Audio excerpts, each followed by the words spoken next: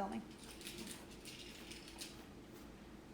Hi everyone, thanks for visiting my YouTubes. I'm very new to this, so this is like a brand new thing for me, so I might be a bit nervous and stuttery on the camera, but I'll get better with time. This is my son, Killian, in case you guys haven't met him on Hillary's channel. He's currently chewing all my exercise equipment, so the slobber's optional. It's disgusting. So, looking through the YouTube comments this week, thanks for being so interactive on the page. That's been awesome. And it's been really good to kind of gather an understanding of what you guys are really looking for. And I think the general consensus seems to be stability. In particular, a couple of people said knee stability. So, in case you guys didn't know kind of what I do, I'm a personal trainer and I work specifically with golfers. So you can imagine I come across a lot of different kind of joint injuries and instabilities along the way. I work with a couple of doctors and we team up often to sort of fix issues like that. And the knees always seem to come into it. Low back too, so in the future I'll be doing some low back kind of stability and core stability stuff for you guys to have a go at too. So first couple of things I want to mention to you guys. You know, make sure that you guys are aware of what your injuries really are. I don't know you, I've never met you, I've never seen you move, so it's really important that you're honest with yourself, and if these are too difficult for you, don't do them. If they hurt, stop and consult a physical therapist or a doctor. But these are pretty low level stuff, so you guys should be fine with them, and they're really, really kind of inventive and creative ways to create some stability in the knee. Overall, what you need is quad strength, and that's a big kind of part of what we'll focus on today. So. First couple of moves are really simple, last couple will be a bit more complex. I'll go through about 4 movements total for you guys to practice and try out. And you guys can let me know in the comments or direct message me if it's too difficult or if it's too easy. I can make a harder or an easier one for you guys in the future. Okay? So I'll get into it, I'll get rid of him, and then I'll get moving on the exercises. Can I have that back, please?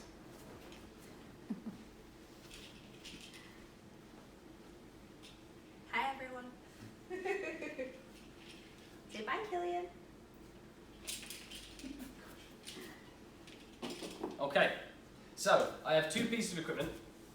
These are optional for you guys. I'm going to go through body weight and equipment based.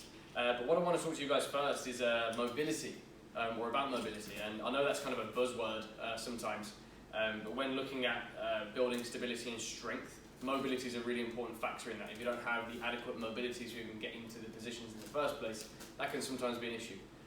So foam rolling is a really good idea. So if you guys have time before we start the exercises, what I'd like to see you guys do is using a mat or just on the ground wherever you're comfortable. Around the knee, we're looking at a lot of hamstring and quad, like I said. So and even calf and ankle mobility is a big factor in this too. So if you guys can roll out your ankles and calves just a little bit, roll up around kind of lower to the ankle, almost towards the back of the knee. Just support yourself with your hands and just lay your calf on top of a foam roller if you have one. And if you don't, again, this is optional. You can move straight into the exercise and just skip ahead. I'll put a timestamp on this for you so you know where it is. But I've just finished my workout. I just got back about half an hour ago, so I'm going to do some foam rolling, kind of wind down here before we start these exercises for the knees. Okay, so all I'm kind of doing here is looking for little trigger points in my muscles, tight areas that are quite painful, and that's the thing with foam rolling and trigger point work. You always want to look for the pain, really. I know it sounds counterintuitive, but that's usually where where the fix is. So I usually feel a little bit more tenderness on the inside of my calf. So what I'll do here is I'll kind of find that trigger spot or that trigger point, and when I find it, I'm going to stay on it and take about 2 to 3 deep breaths in through my nose and out through my mouth. All I'm focusing on here is trying to turn the muscle off. Your body has this natural reaction to kind of contract against anything that presses against it. It's just an involuntary mechanism that you can't really help. So breathing and oxygenating is really the only way you can switch muscles off properly and efficiently, especially when you're doing trigger point work like this. So make sure you're using and taking nice controlled deep breaths. And if you want some more pressure, just take your other leg and lay it directly across your shin. That's unpleasant, and if it's unpleasant, it's probably working, so keep going. And again, if it's too unpleasant or painful, please do stop, okay? Now from here, you can move on up towards the hamstring. And on the back of the hamstring here, again, look for the tender areas. And for me, for some reason, I again feel it more on the inside of my leg. That might be something to do with training heavy legs or something. You know, I like to lift weights a lot, so that could be something to do with that. My adductors play a massive role in stabilizing my hips when I'm squatting and through patterns like that. So if you guys do anything similar to that, then you might feel it in that same place. Usually people who feel it right on the what's called the bicep femoris, the big muscle in the hamstring, kind of the main flexor of the knee. And that's obviously going to play a huge role today. If your hamstrings are tight, creating a straight leg or extending the leg becomes really difficult, because obviously the muscle on the other side of the leg is really tight and short, so you can't get the leg all the way straight. So if you have an unstable knee or pain in the knee, sometimes that can be part of the issue. Not all the time, but sometimes. So again, just spend a few minutes here, just breathing, nice and relaxed. And then finally, we'll flip over onto the quad, which again is going to kind of be our the star of the show today, creating an extended leg. That's the main job of the quadricep muscles. So from here, I'll just lay over the foam roller, get onto my elbows like this, and I'll just work through my quads a little bit. I'll go high to low, just have a little hunt around for the pain again. And up here, I usually feel it right at the very top of my quad here, right where it kind of originates in the hip. Oh, that's not nice. Again, nice deep breaths. Just try and turn the muscles off, and when you find a really tender spot, just hang out there for a minute. Good. Okay. Right, so I'll do the other side. I'll skip ahead so you guys don't have to watch me foam roll my legs for another 5 minutes. And let's get into the knee stability exercises. Okay, so your first move, you're going to be on your back, and this is called a single leg raise. It sounds really simple, but it can be a little bit more complicated than you might think. So pay attention to the cues. So I'm going to have you guys lay flat on the back, just like so, on your mat. And we'll start with the right leg so you can see exactly what I do, okay? So I'm going to keep my left leg bent. I'm going to straighten out my right leg like so. Just lay it flat on the ground for now. What I want you guys to do with your hands is just bring them back or underneath your back to the very low portion of your spine here, in that lumbar spine. And all I want you to do from here is shove your lower back into the floor. And what we're trying to do really is just align, or rather neutralize the pelvis, so you're not stuck in this anterior tilted extended position in the low back, because that can cause a little bit of pressure, and we don't want any pressure. I want you guys to be nice and relaxed, and I want the core to be engaged. Okay, so think about just resting your head down on the mat or on the ground, and then just relax your lower back to the floor by contracting your abdominals. Take a few deep breaths and just mess around with this until you find a comfortable position, okay? So now, nice and slowly, all I want you guys to do is think about pulling your toes up towards your shin. This is what we call dorsiflexion of the ankle. So I want you guys to flex the ankle, nice and contracted, so you should feel the muscles on the front of your shin turning on. And now from here, all I'm going to do is nice and slowly raise my leg until it meets or becomes, or rather the right knee meets the left knee, where it goes in line with the left knee. Nice and slowly, I'll lower it back down. Now you should feel quite a zingy little contractions through the quad here. And it might travel all the way up to the hip. Let's just go for 6 reps here. To be honest, I've lost count. I think this is number 6. Good. And all we're trying to do here is keep a nice extended leg and keep the quadricep muscles, the muscles on the front of your legs, switched on. You can do that by just extending the leg, okay? And again, if you feel any pain in the knee or anything like that, just stop the movement, okay? And you guys let me know in the comments if you need something a bit easier or a modification, okay? Now, from here, you'll just switch to the other side and do exactly the same 6 reps, and then we'll move on to our second exercise. The second exercise is going to be a glute bridge raise, okay? Now, you guys can use your little foam rollers. I bought this really small one. The big ones are a little bit too big for me. I don't really need a foam roller that size. I feel like you can get a little bit more detailed with this one. You can get into those intricate areas on the inside of your hips and into your lats and so on and so forth. So I like these smaller ones, and they're only about $10 on Amazon. So these are really handy. But you can use this if you have something like this that's nice and soft. You can use it too for the glute bridge raise. If not, just go body weight with no equipment. That's just fine. Okay.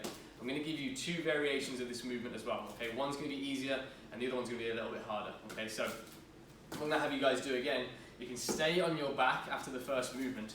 So we'll go back onto our mats like so. And what I want you guys to do is pull your heels up towards your bum.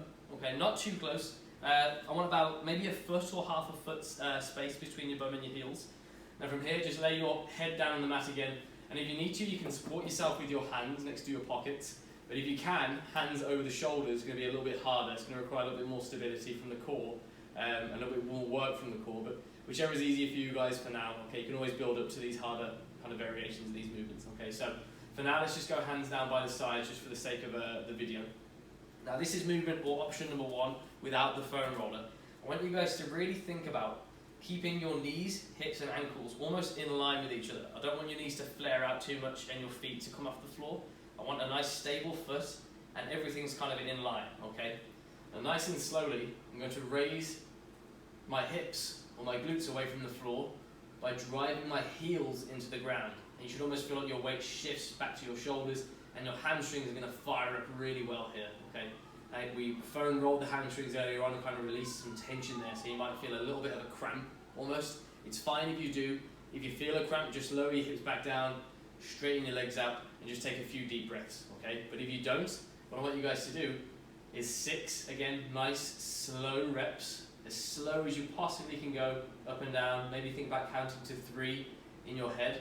So when your glutes are on the ground here, count to 1, 2, 3, contract, hold, 1, 2, 3. If you guys want a bit of a harder variation of it, you can take your foam roller and you can place the foam roller in between your knees. You have to spread your legs a little wider or your feet a little wider to accommodate for the foam roller. Okay, so from here, what I want you guys to do now is think about squeezing the crap out of this foam roller. It's going to create massive contraction on the inside of your hips. And now this is going to further the effectiveness of this exercise. It's going to make it a lot harder.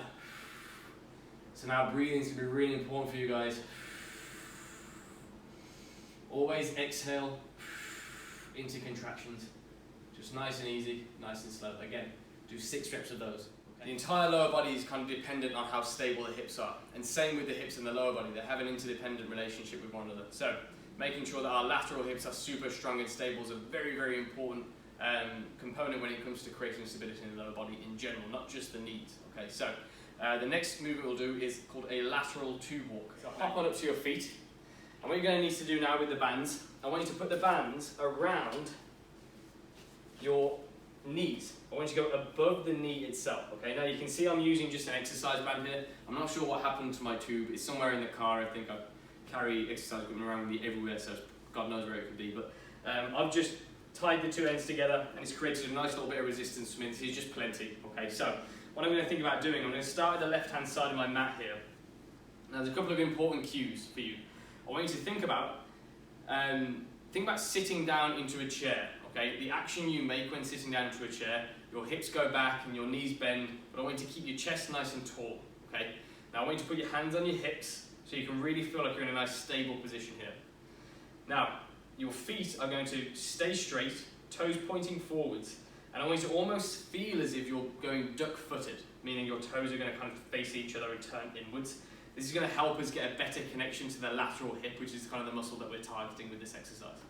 So nice and slowly, you'll take one little step to the right, really focusing on keeping your feet straight, and almost trying to keep your knee and your foot and ankle stacked over one another. As you make these steps to the right, you're going to feel like your glutes really, really contract to keep all of these joints and limbs aligned. And again, nice controlled breathing. When you get to the right hand side, obviously just walk it back the opposite way. Really focus on keeping those toes forwards, keeping the feet straight. As soon as you turn the foot out, it takes the pressure off the glute. We want to keep all the pressure on that lateral hip so that we can strengthen through these lateral fibers of the legs, therefore creating a more stable base for the knees. Okay, so there's just a few exercises for you guys to try at home. I know some of them are a little bit complicated and some might be harder than others for you. Just give it your best go. Remember, any movement is good. Any movement is better than no movement. If you do just one of them, that's better than doing none of them. Just give it a go and tell me how you feel. If you need easier movements or you want them to be harder, please let me know in the comments or just direct message me. You can always message Hillary too. I have a job outside of home, so sometimes I can't get to my phone quickly enough and I don't see some of the comments so until later on in the day. So please let either one of us know, and I'll make sure that I upload some more videos for you guys. Now, like I said, low back will probably be the next one because that's another massive issue that general population deal with. But anything that you guys want me to touch on, please let me know. If you want to see more gym fitness workouts, I guess you guys can see those too. I'm going to be doing some filming of some leg days and some push and pull days and some back days and just various things like that, and also some conditioning days like you guys have already seen. My last video was just a quick Sunday workout that I like to do.